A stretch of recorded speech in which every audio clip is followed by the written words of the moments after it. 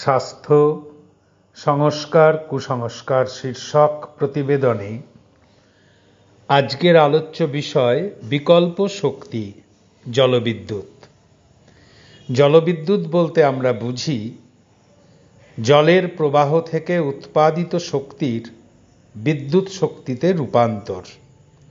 মানুষের চাহিদা অনুযায়ী একটি অত্যন্ত গুরুত্বপূর্ণ বিদ্যুৎ শক্তির উৎস হচ্ছে এই জলবিদ্যুৎ।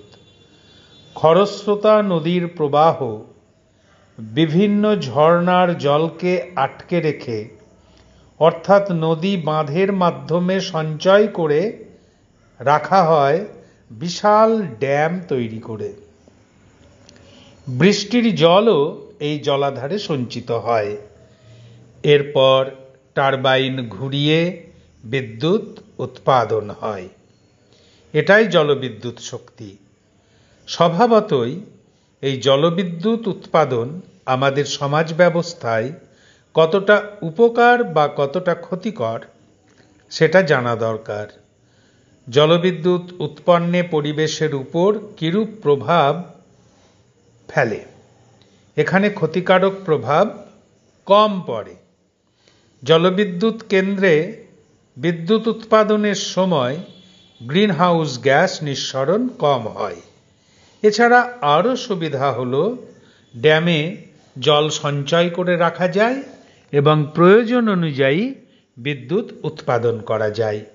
একবার বিদ্যুৎ কেন্দ্র তৈরি হয়ে গেলে উৎপাদনের খরচ তুলনামূলকভাবে অনেক কম হয়।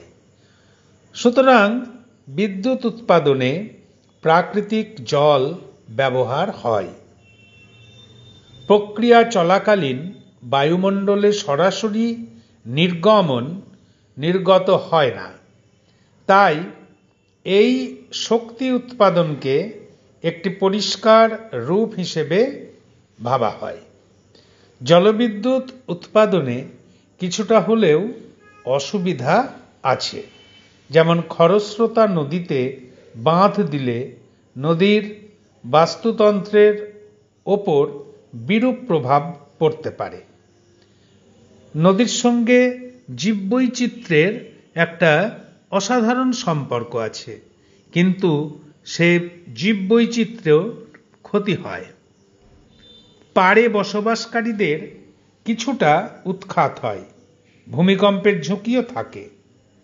সবশেষে আমরা এইটুকু অন্তত বুঝি যে স্থান নির্বাচন জলবিদ্যুতের ক্ষেত্রে অত্যন্ত গুরুত্বপূর্ণ এবং জলাধারগুলিকে ব্যবহারের জন্য উপযুক্ত পরিকাঠামোর ব্যাপারে আমাদের আরও অনেক বেশি সতর্ক থাকাও প্রয়োজন। আজকে চিন্তনের পক্ষ থেকে আমরা এই নিবেদন রাখলাম।